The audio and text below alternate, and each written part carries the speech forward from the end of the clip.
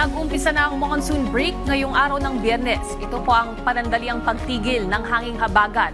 Ayon sa Pag-asa, posibleng magtagal ito ng 5 araw o mahigit. Sa ngayon, umiiral naman ang maalinsangang hangin mula sa dagat Pasipiko ay tinatawag nating easterly winds o hanging silangan.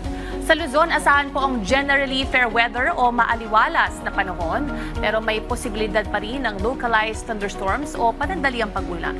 Bahagyang maulap naman sa Bicol Region dulot ng easterlies.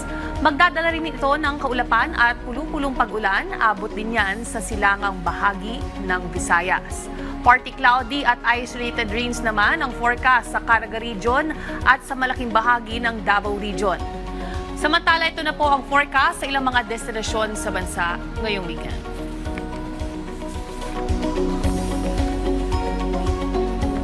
Keep safe at stay dry. Laging tandaan may tamang oras para sa bawat Pilipino. Panapanahon lang yan.